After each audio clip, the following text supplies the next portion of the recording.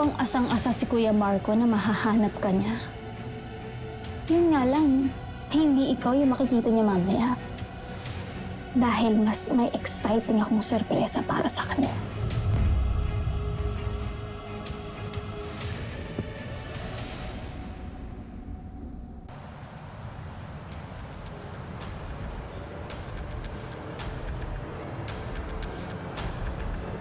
Lagot si Ma'am Sylvia kapag nakita ni Kuya Marco na may lalaki siya.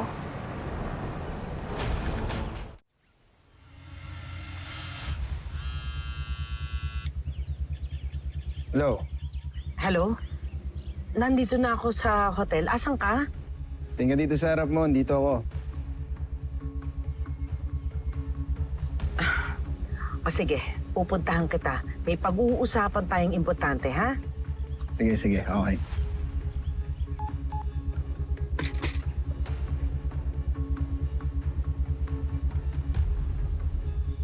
For 30 years, you stood by me. Through thick and thin. At kahit hindi ako perfectong asawa, hindi mo iniwan. I'm sorry sa mga times na nasaktan kita. Gusto kong pakasalan ko uli. Because you are the only woman I've loved. Carlito, pinapangako ko. Itatama ko ang lahat.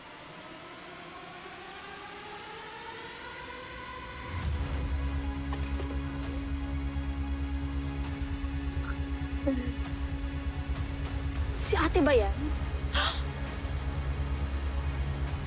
Bakit si ate nandito? Hindi naman ito yung usapan namin ni Kuya Marco eh.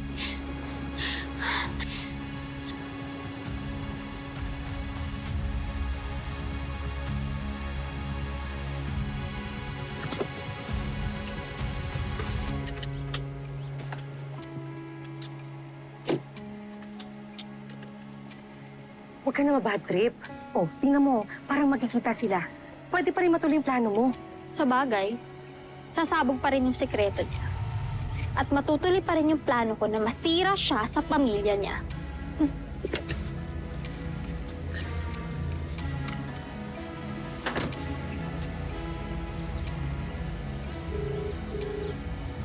Love, wala pa ako nakikita dito naka-white shirt and black cap. Baka parating pa lang siya. Let's hope na may valuable information nga doon tungkol sa location ni Trixie. Sana nga eh. Sige, check ang mamaya sa kabilang site. Call you again, okay? Wala ka nang ligtas, Ma'am Sylvia. Sasabog na rin yung sekreto mo. Miss, sandali. Yung bayad po ng parking, ma'am. Di ba pwedeng mamaya na lang? Hindi po pwede, ma'am eh. Sige, salit lang ah. Buisit! Buisit talaga yung lalaki na! Nilatan mo! Uy! Angel, tama na yan. O bakit ha? Tinitingin-tingin niyo dyan! Thank you. Thank you, ma'am. Okay na ito, ma'am. Ako na bahala sa question niyo. Sige. Sige po. Thank you. Hindi pwede! Kailangan matuloy yung plano ko. Walang nga talaga yung lalaki niya. May init yung ulo ko. May init yung ulo ko. Kailangan matuloy yung plano ko. Angel! Saan pupunta yun? Mga ilang araw na rin ako nandito. Pasensya ka na. Hindi ako agad nakapaglinis kasi sinundo ka agad kita sa baba kanina eh. Tara, ito nga. Bakit? Actually, iba yung pinunta ko rito. Ba't may problema ba? Ano? Well, despite all his faults, mahal ko pa rin ang asawa ko. At hindi kaya ng konsyensya kong lokohin siya. This has to stop. Ano? Ganon-ganon na lang yon. Alam mo na may ikaw lang inaasahan ko eh. Bruce, nung pinasok natin to, alam naman natin pareho na this can never be serious. Sylvia. Please. Nag-i-enjoy pa ako sa kung anong ginagawa natin. Huwag mo muna akong iwan. Bruce, no. Alam mo, tutulungan kita. But this is the last time na magkikita na tayo.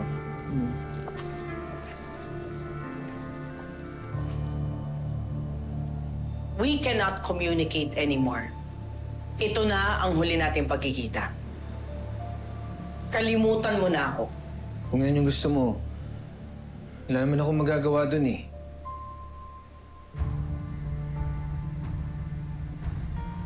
Iintindihin ko na lang. Ito na yung last na magkikita tayo, di ba? So, baka pwede naman nating sulitin tong gabi na to.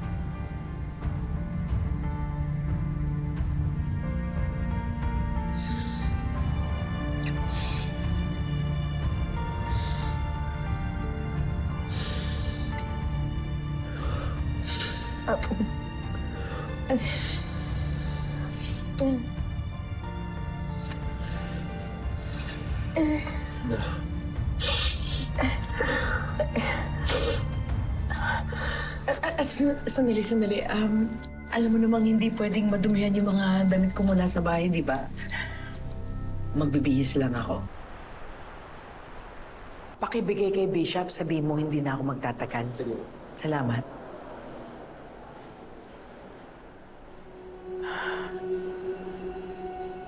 Lord, salamat tinapik niyo yung asawa ko. Magbabago na siya. Titigil na siya sa pambababae. Ako rin, Lord. Lalayuan ko sina Bruce, Gringo, Jeffrey, lahat sila. Magpo-focus ako sa pagiging mabuting asawa, ina, lola at binan kay Vanessa.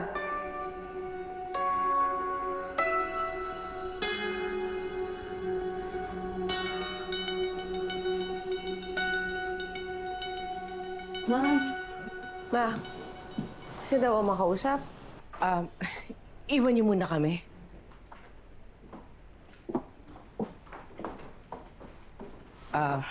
Vanessa, I know that I promised you na magtatapat ako sa pamilya ko. Pero habang nagtatagal, iniisip ko na baka mas mabuting hindi ko muna sasabihin sa kanila.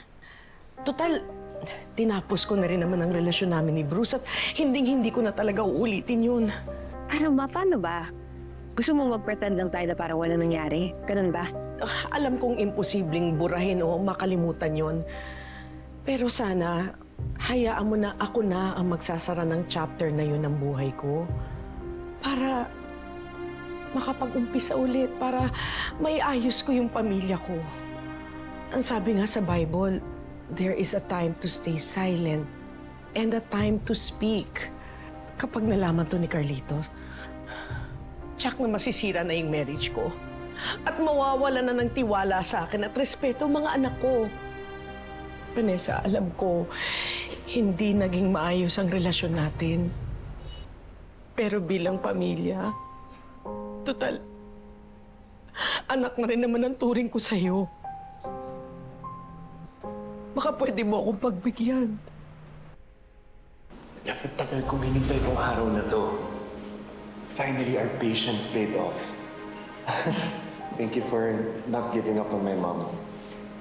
Sana tuloy-tuloy yung magandang pakitungo sa akin ng mama mo. Kasi nanay na din yung turing ko sa kanya eh.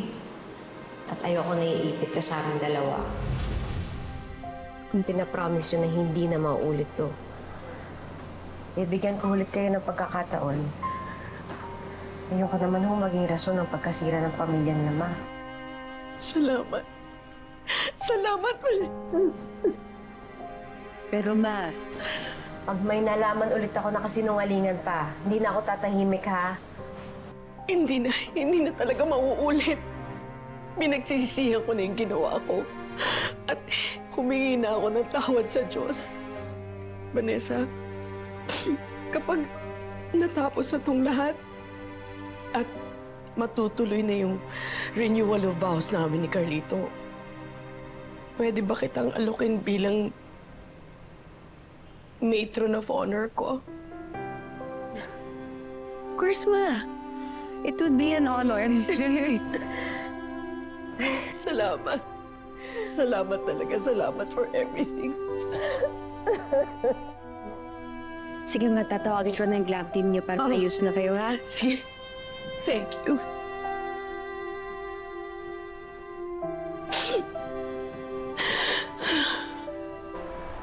Yes, love. Diretso na ako sa venue. Doon na tayo magkita, ha? Bye. Bro, ikaw na muna bahala dito, ha? Kailangan ko kasing pumunta doon sa prenup photoshoot ni Mommy at Daddy. Nax, nakakabilib. After 30 years, ikakasal ulit sila. Naman dahil kay Mama yan. Kasi kahit anong kalokohan ni Daddy, di pa rin talaga siya bumitaw. She remained faithful to him. Kaya sobrang proud ako sa kanya.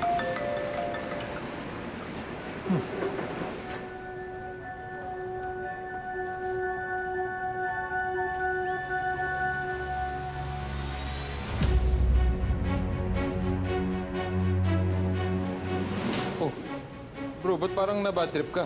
Sinong nag-text sa'yo?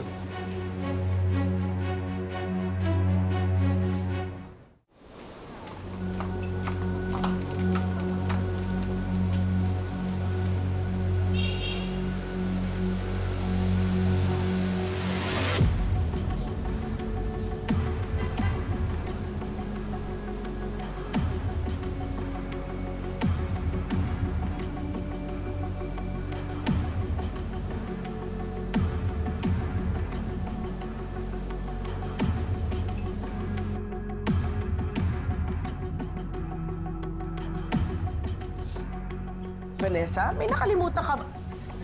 Are you out of your mind? Bakit pumunta dito? Ha? Gusto mo ba magkagulo kami lahat? Ano? Sylvia, I'm worried. What? Simula na nakita tayo ng manugang mo, hindi ka na nagparamdam. Hindi yan, di ba sinabi ko na sa'yo? Tapos na tayo. Kaya pwede ba tantanan mo na? Umalis ka na, umalis ka na! No, ayoko. Si Mami po, na okay na, naayusin na po. Ay, thank you. Okay na po. Lexi. Ay, thank you. Oh, kuya, Nasa si Mama. wait lang. Ang aga mo ah. Eh, mamaya pa daw tayo pipicturean. Uunahin si na mom and dad. Lexi, nasan si Mama? Si Mama, nasa taas. Inaayusan nga nila kanina. Kuya! Kuya, okay ka lang? Hindi ko kaya nang wala ka. Ayoko mawala ka. Kaya naman natin ito ituloy. Mag-ingat na lang tayo. Sige na. Hindi! Ano ba? Tama na, Bruce. Please, umalis ka na. Please. Umalis ka na! Naulo ka? Ay! Anak, anak na ako! Marco, anak, tama na! Marco, please! Tama na, tama na! Sa dami ng pwede mong biktima, inalay ko pa! Ha? Paano? Sumungit ka! Sumungit ka! Tama na, Marco! Ano? Ano?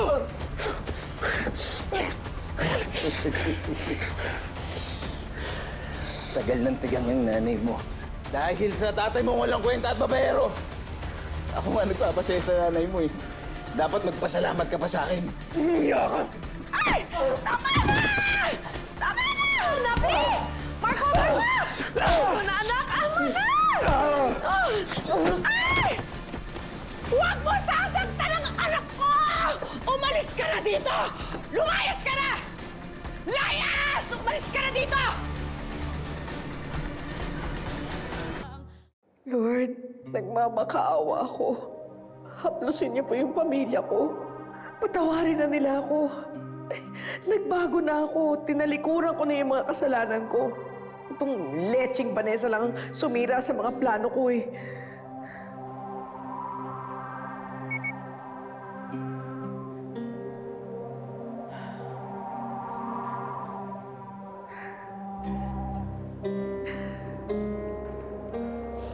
Arden, ba't di natin kasama mag-breakfast si Kuya Marco?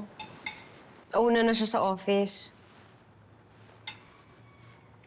Alam mo, feeling ko talaga nagpapaka-busy para makalimutan niya yung problema ng pamilya. Wawa naman siya. Sana okay siya. Thank you sa concern, na. Bakit, ate? Tataka lang ako. Sino kaya yung nag-send ng picture na yun kay Marco? For sure, gustong sirain yung family ni Mama.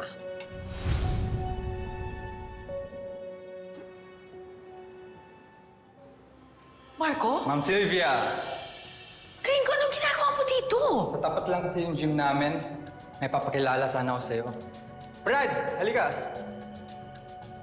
Ito nga pala si Lindon. Siya yung isasama ko sa next session natin. Naku, hindi. Sige na, umalis na kayo. May hinihintay ako. Sige na, umalis na kayo, please. Oh, Marco, let's go. Ito bang bago mo? No. Let's just speak sa cafe, ha? Pare, wala namang sulutan ng kliyente.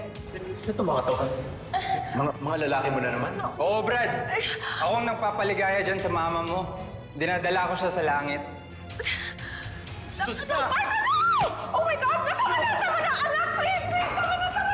Let him go!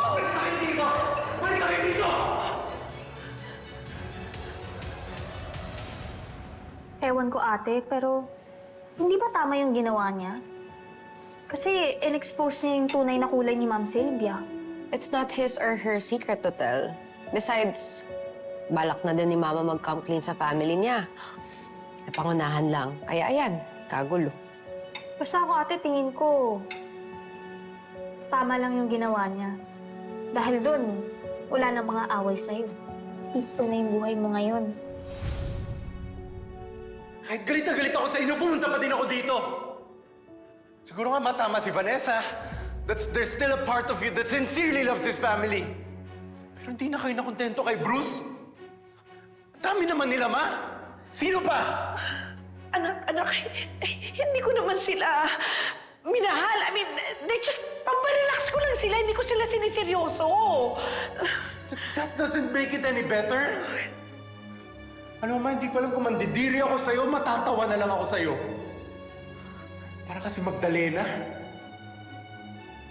Bahala ka na sa buhay mo, Ma. No, Marco, please! Marco, no!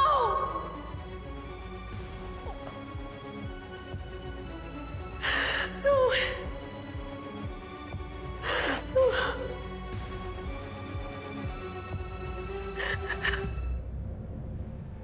Angel, mali ang thinking na yan, ha?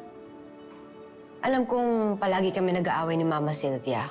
Pero never ko naman pinagdasal na mangyari sa kanya yun. Kaya kung sino man gumawa nun, sana makonsensya siya.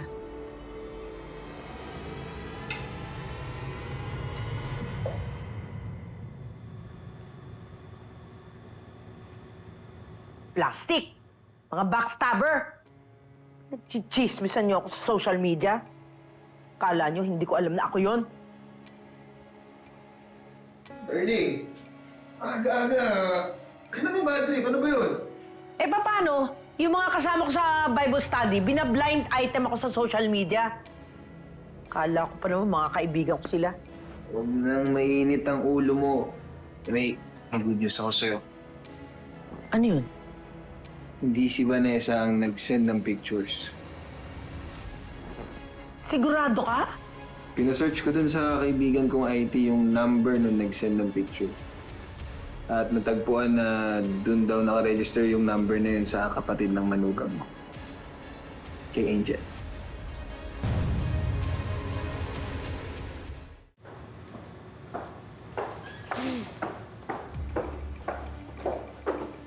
Vanessa? Ma, Asa na yung kapatid mo yan? Ilabas mo siya! Ma, can you calm down? Ano ginagawa niyo dito? Bakit niyo hinahanap si Angel? Para naman kasing hindi mo alam na siya ang may kasalanan kung bakit nagkawatak-watak ang pamilya ko. And I have evidence. Alam ko na siya ang nagpadala ng pictures kay Marco. Sorry parang mali naman ho kayo ng inaakala. Bakit naman po si Angel? Anong gagawin niya sa motel? Pwede ba? Huwag mo na nga siyang pagtakpan if I know makakuntsaba kayo. Siguro plinano niyo to para gantihan ako. Veron? Ma? Asa mo yung Angel na yan? Ma'am, wala po dito. Nasa trabaho na po. Hindi pa ako tapos sa inyong magkapatid, ha? Pagsisisihan yung ginawa niyo sa akin. Nagkamali kayo yung kinalaban. Veron, i-text mo sa akin kung saan nagtatrabaho yung Angel na yan at tatawagan kita pag nandun na ako. Oo, ma'am. Ako pong bahala sa inyo, ma'am.